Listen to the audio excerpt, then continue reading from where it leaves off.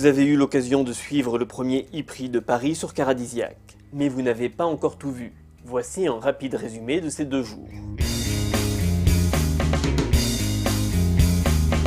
L'activité était réduite lors de la journée d'avant-course. Pas de séance de qualification, juste la mise en place des stands à découvrir, ainsi que l'installation des ultimes barrières. Des fans étaient déjà présents pour voir les voitures dans les stands, avec l'espoir de croiser des pilotes.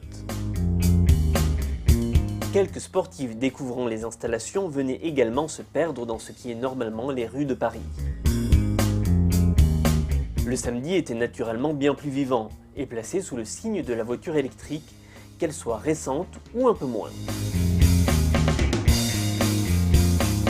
Après les pilotes, les politiques ont également fait leur parade pour mettre en valeur l'événement. On pouvait ainsi retrouver Rachida Dati, Anne Hidalgo ou encore Manuel Valls, qui nous a parlé de sa passion pour l'automobile. Avez-vous rêvé d'être pilote de course? Non, chacun son métier. Malgré le contexte, il semble que l'organisation de ce e-prix n'ait pas été un parcours du combattant. C'était un grand prix, un e-prix, qui a été très bien organisé. On a eu beaucoup d'aide des autorités françaises, de la ville de Paris, bien sûr, du gouvernement, du gouverneur militaire et de ce quartier du 7e arrondissement, de la maire Rachida Dati du 7e arrondissement. Non, une fois que la décision politique a été prise, c'était vraiment une organisation excellente.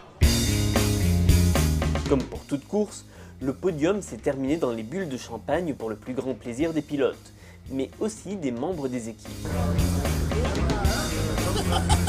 Reste maintenant à savoir ce qu'en ont pensé les spectateurs présents. Le bruit est aussi intéressant, même si c'est quelque chose de très différent. Je suis un fan de Formule 1, c'était très bien. Même pour un fan de Formule 1, le spectacle est largement à la hauteur. Très bien. Je regarde pas mal de Grands Prix, mais je suis venu surtout parce que c'était le prix de Paris, le premier prix. Ça s'est fini avec une safety car. Mais sinon, c'était un beau spectacle. L'environnement est prestigieux, le contraste entre les voitures ultra modernes et les invalides, c'est magique. Et le petit bonhomme, ça lui a plu aussi? Oui. Ce e-prix s'est globalement bien déroulé.